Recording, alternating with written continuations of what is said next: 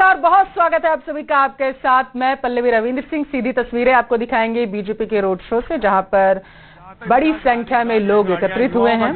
झोटवाड़ा से सीधी तस्वीरें आपके टेलीविजन स्क्रीन पर। टूटेगा इस बार। बहुत जोश है लोगों में, उत्साह है, एक तरह से त्योहार है।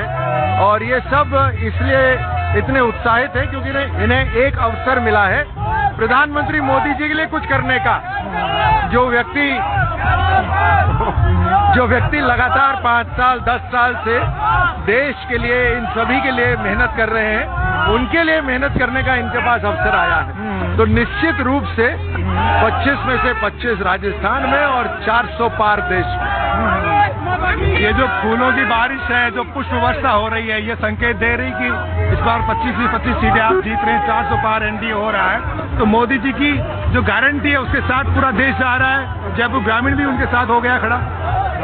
जी, चाहे गांव हो, चाहे शहर हो, चाहे पूरब हो, पश्चिम, उत्तर या दक्षिण, हर तरह से देश सुरक्षित है और समृद्ध हो रहा है। आर्थिक रूप से जब राष्ट्र मजबूत हो रहा है तो आज ये सभी देशवासी ये देख रहे हैं कि आर्थिक शक्ति इनके पास तक पहुंच रही है। बीच में चोरी नहीं हो रही, एक परिवार के लिए नहीं है। ये विकासवाद की राजनीति है, ये परिवारवाद की नहीं। और इसीलिए राष्ट्र के अंदर 400 पार और राजस्थान में 25-25 तय है।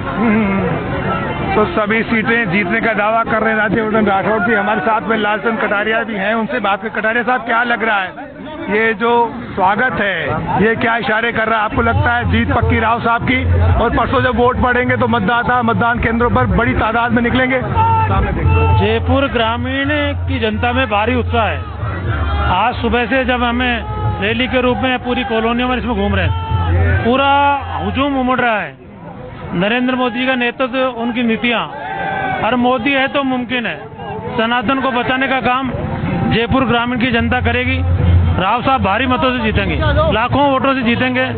और मोदी जी जो केंद्रीय नेतृत्व कर रहे हैं उनको मजबूत करेंगे।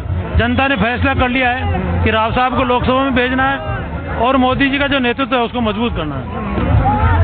तो क्या राठौड़ साहब, आपको क्या लगता है, बहुत बड़ी जीत और भगवान राम का आशीर्वाद आपके साथ आज रामनवमी के दिन? जी, राम का तो आशीर्वाद, भगवान का आशीर्वाद उन्हीं के साथ होता है जो भगवान रूपी जनता की सेवा करता है। जो खुद के लिए काम करता हो उसको कहां से आगे कोई आशीर्वाद मिलने वाला है? तो ये तो है ही, राम राज्य स्थापित हो रहा है देश के अंदर, ये तय है। इसीलिए उत्साह है लोगों के अंदर। जी। राव साहब, आपका खानदान, आपके वंशजों का तो जुड़ाव है अयोध्या से। कैसा लग रहा है रामनवमी के दिन? आज चुनाव प्रचार थम रहा है तो जो खुशियां हैं वो और ज्यादा बढ़ गई होंगी। और आपको लगता है, यकीन यही है कि भगवान राम का आशीर्वाद, रामलला का आशीर्वाद इस बार तो मिलने ही वाला है?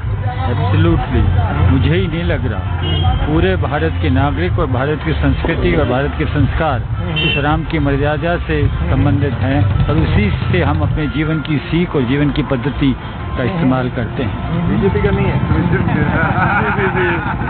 तो तमाम बीजेपी के नेता कॉन्फिडेंट हैं। चुनाव प्रचार भले ही थम गया है लेकिन अभी इनकी जिम्मेदारियां खत्म नहीं हुई हैं।